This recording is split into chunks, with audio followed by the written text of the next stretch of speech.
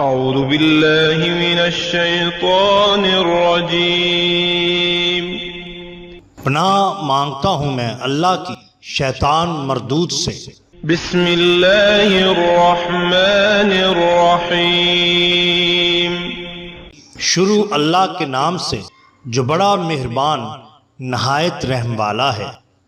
The bottom line کے ناظرین کرام السلام علیکم۔ محترم ناظرین کرام، ہم اپنی آج کی ویڈیو میں ہندوستان کے ایک مشہور ولی اللہ حضرت شاہ بدیع الدین مدار رحمۃ اللہ علیہ کے بارے میں آپ سے کچھ گزارشات کریں گے۔ حضرت شاہ بدیع الزمان مدار والی زماں اور قدوہ کاملات ہیں۔ آپ ہاشمی ہیں اور سادات ہیں۔ آپ کے والد ماجد کا نام سید علی ہے۔ آپ کی والدہ ماجدہ فاطمہ ثانی کا سلسلہ نسب کئی واسطوں سے حضرت امام حسین رضی اللہ تعالیٰ عنہ تک پہنچتا ہے۔ ان کے والد کا نام عبداللہ تھا۔ آپ حلب الیپو میں یکم شوال سن 442 ہجری کو صبح صادق کے وقت پیدا ہوئے۔ نام نامی بدیع الدین ہے، لقب قطب مدار، شاہ مدار، زندہ پیر مدار مشہور ہیں۔ آپ رحمت اللہ علیہ کی عمر جب 5 سال کی ہوئی تو آپ کے والد بزرگوار نے آپ کے بسم اللہ کے بعد آپ کو مولانا حذیفہ شامی کے سپرد کیا۔ آپ کی تعلیم مولانا حفیظہ شامی کی نگرانی میں ہوئی۔ آپ نے بہت جلد قرآن شریف ختم کیا۔ 12 سال کی عمر میں آپ نے مختلف علوم میں اچھی خاصی استعداد حاصل کی۔ اس کے بعد آپ نے تفسیر، حدیث، فقہ میں کمال حاصل کیا اور محدث مشہور ہوئے۔ 14 سال کی عمر میں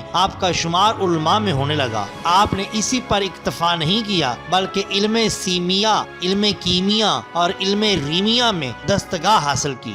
بعد تحصیل علوم ظاہری جذبہ الہی نے آپ کو علم باطن کے حصول کی طرف متوجہ کیا۔ آپ حضرت تیفور شامی سے بیعت ہوئے اور بعد میں خرقہ خلافت سے سرفراز ہوئے۔ آپ کے پیر و دستگیر نے آپ کو حبس دم کی تعلیم فرمائی۔ آپ حکم بجا لائے اور اس قدر حبس دم کیا کہ کھانے پینے کی خواہش جاتی رہی۔ مکہ معظمہ پہنچ کر آپ نے حج کا فریضہ ادا کیا۔ کچھ دن وہاں قیام کر کے مدینہ منورہ حاضر ہوئے۔ دربار رسالت صلی اللہ علیہ وآلہ وسلم میں باطنی نعمتوں سے مستفید و مستفیض ہوئے۔ نسبت محمدی صلی اللہ علیہ وآلہ وسلم سے آپ کا قلب روشن ہوا۔ ایک دن آپ دربار رسالت صلی اللہ علیہ وآلہ وسلم میں حاضر تھے، مراقب ہوئے، حضوری ہوئی۔ سرور عالم صلی اللہ علیہ وآلہ وسلم نے آپ سے فرمایا، بدیع الدین تم ہندوستان جاؤ اور وہاں جا کر مخلوق کی ہدایت میں کوشش کرو۔ آپ پہلی بار جب ہندوستان تشریف لائے تو گجرات میں کچھ عرصہ قیام فرمایا۔ گجرات سے روانہ ہو کر اور شہروں کو زینت بخشی۔ کچھ دن ہندوستان میں رہ کر اور مختلف شہروں میں گھوم کر آپ مکہ معظمہ چلے گئے، حج کیا اور پھر مدینہ منورہ حاضر ہوئے۔ بعد ازاں کاظمین، بغداد،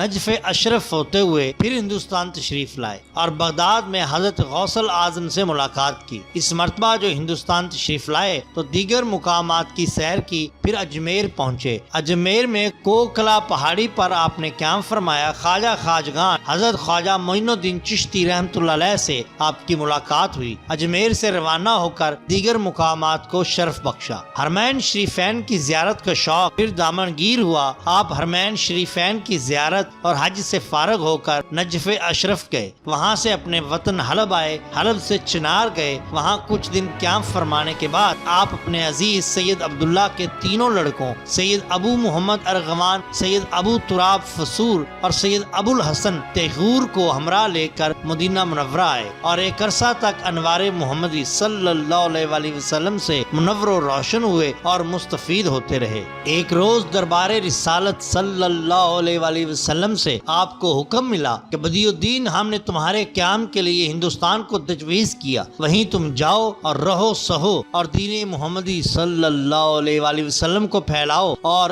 اس کی کوشش میں کوئی کسر نہ اٹھا رکھو۔ ہندوستان میں سکونت کے متعلق آپ کو دربار رسالت صلی اللہ علیہ وآلہ وسلم سے یہ حکم ملا کہ کنوج کے میدان میں جنوب کی طرف جو تالاب ہے اس کی لہروں سے یا عزیز کی آواز آتی ہے۔ یہ زمین ان کے رہنے کے لیے مناسب ہے، ان کا مسکن اور ان کا مدفن وہیں ہوگا۔ حکم پا کر ہندوستان روانہ ہوئے۔ ممالک عرب، عجم، خراسان کی سیر و سیاحت فرماتے ہوئے اجمیر آئے اور اجمیر سے کالپی چلے گئے۔ کالپی سے جون پور ہوتے ہوئے مکن پور پہنچے، وہاں سے گنتور گئے، پھر گھاٹم پور ہوتے ہوئے صورت میں رونق افروز ہوئے۔ آپ زیارت حرمین شریفین کے مقصد سے روانہ ہوئے، حج سے فارغ ہو کر مدینہ منورہ حاضر ہوئے اور دربار نبوی صلی اللہ علیہ وسلم کی عنایت سے سرفراز ہوئے۔ ہندوستان واپس تشریف لائے اور مکن پور میں مستقل سکونت اختیار کی۔ آپ نے وصیت فرمائی، سید محمد ارغوان، سید ابو تراب اور سید ابو الحسن کو میں نے اپنا جانشین کیا۔ ان تینوں کو بجائے میرے تصور کرنا اور جو کوئی مشکل پیش آئے تو ان کی طرف رجوع کرنا۔ دوسری وصیت آپ نے یہ فرمائی کہ میرے جنازے کی نماز مولانا حسام الدین سلامتی پڑھائیں گے۔ آپ نے 17 جمادی الاول سن 838 کو وصال فرمایا۔ مزار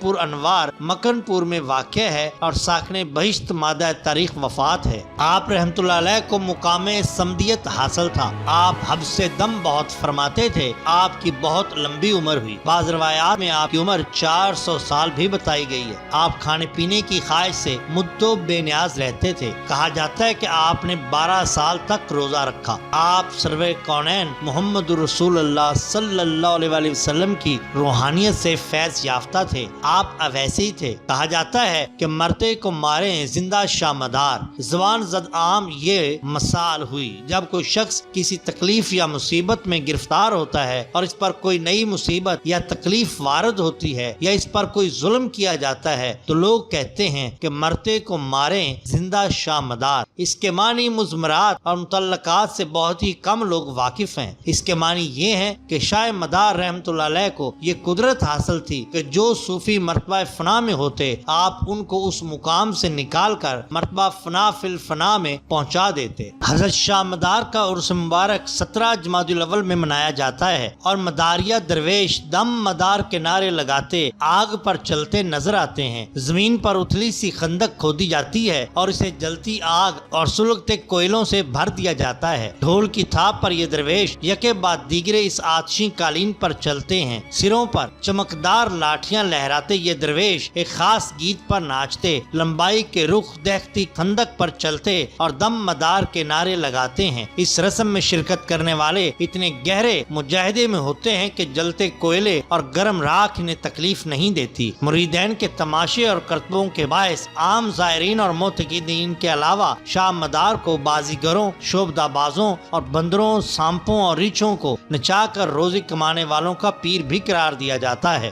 تعلیمات، آپ کی تعلیمات معرفت خزینہ ہیں۔ آپ نے حضرت شاہ فضل اللہ بدخشانی سے فرمایا، اے عزیز، تم نے اس کوچے میں قدم رکھا ہے جو ایک دریائے ناپیدا کنار ہے، جس میں بلا اندر بلا ہے۔ جو لوگ ہوشیار ہوتے ہیں وہ جرت و ہمت کو اپنا شعار کر کے پار ہو جاتے ہیں اور حیات ابدی حاصل کرتے ہیں۔ اس میں رات و آرام کو خیر بات کہنا ہوتا ہے اور جیتے جی مصیبت میں مبتلا ہونا پڑتا ہے۔ معرفت خداوندی، آپ فرماتے ہیں اول اپنے آپ کو پہچانو، خدا کو پہچان لوگے۔ جیسے کہا جاتا ہے کہ جس نے اپنے نفس کو پہچان لیا اس نے اپنے خدا کو پہچان لیا۔ تم کو یہ خیال کرنا چاہیے کہ تم کون ہو، کہاں سے آئے ہو، کہاں جانا ہے، اس عالم میں کس لیے آئے تھے اور خداوند تعالیٰ نے تم کو کس لیے پیدا کیا۔ نیک بختی اور بدبختی کیا ہے، اول تم کو ان چیزوں سے آگاہ ہونا چاہیے۔ اور تمہاری صفات بعض حیوانی ہیں، بعض شیطانی اور بعض ملکی۔ یاد رکھو کہ کھانا پینا، سونا، موٹا ہونا، غصہ کرنا یہ حیوانی صفات ہیں۔ مکر و فریب کرنا، فتنہ برپا کرنا یہ شیطانی صفات ہیں۔ اگر ان صفات کے تم تابع ہو گئے تو حق تعالیٰ کی معرفت تم کو حاصل نہیں ہو سکتی۔ ہاں، اگر صفات ملکوتی تم حاصل کر لو گے تو کیا عجب کہ معرفت خداوندی سے تمہارا قلب روشن ہو جائے۔ تم کو کوشش کرنی چاہیے کہ صفات حیوانی اور شیطانی سے نکل کر صفات ملکوتی حاصل کرو۔ مکان پور میں واقع ان کی درگاہ پر ہزاروں زائرین جمع ہو جاتے ہیں۔ اس کی بڑی وجہ معالجاتی جادو ہے۔ شاہ مدار سانپ اور بچھو کاٹے کا علاج کرتے ہیں اور مردانہ بانجھ پن بھی دور کرتے ہیں۔ مقبرہ کے اندر خواتین کا داخلہ ممنوع ہے۔ ایک انگریز خاتون مسز میر حسن علی اس بارے میں لکھتی ہیں کہ میں نے شاہ مدار کے ایک مرید کے ساتھ اس ولی کی حیات کے ساتھ موسوم بعض کہانیوں پر مفصل بات چیت کی۔ اس نے مجھے بتایا کہ مزار کے اندر جانا عورتوں کے لیے خطرناک ہے۔ انہیں فوراً شدید درد ہونے لگتا ہے اور محسوس ہوتا ہے کہ گویا پورے جسم میں آگ لگ تک گئی ہے۔ میں نے قدر شک و شبہ کا اظہار کیا تو اس نے مجھے باور کرانا چاہا کہ خود اس نے بھی ایک دو خواتین کو پیر کی توہین پر اس درد میں مبتلا دیکھا ہے۔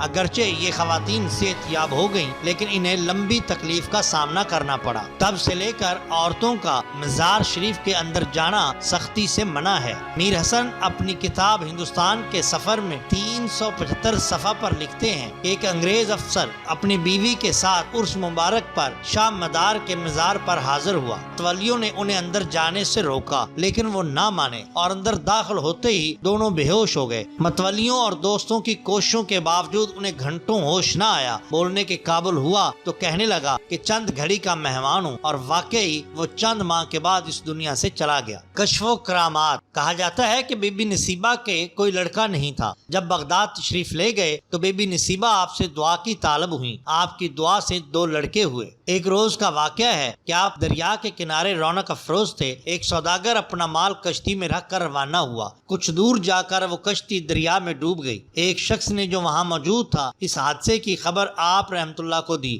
آپ نے ایک مٹھی خاک اس کو دی اور دریا میں ڈالنے کی تاکید فرمائی۔ اس نے وہ مٹھی خاک دریا میں ڈالی اور کشتی برآمد ہو گئی۔ محترم ناظرین کرام، ہم نے یہ واقعات کتاب سفینۃ الاولیاء، مدار اعظم، تاریخ خلفاء عرب و اسلام، تذکرۃ الکرام، بزم اولیاء، لطائف اشرفی، تحفۃ المداریہ اور گلدستہ اولیاء سے لیے ہیں۔ محترم ناظرین، اگر آپ کو ہماری یہ ویڈیو پسند آئی ہو تو لائک کیجئے، سبسکرائب کیجئے ہمارے چینل دی باٹم لائن کو، تاکہ ہم آپ کے لیے اور بھی بہترین ویڈیوز لا سکیں۔ اپنے دوستوں کا، گرد و نواح کے لوگوں کا بہت خیال رکھیے۔ اللہ اور اللہ کے رسول صلی اللہ علیہ وسلم سے بے حد محبت کیجئے۔ آپ کا بہت شکریہ۔ اللہ حافظ۔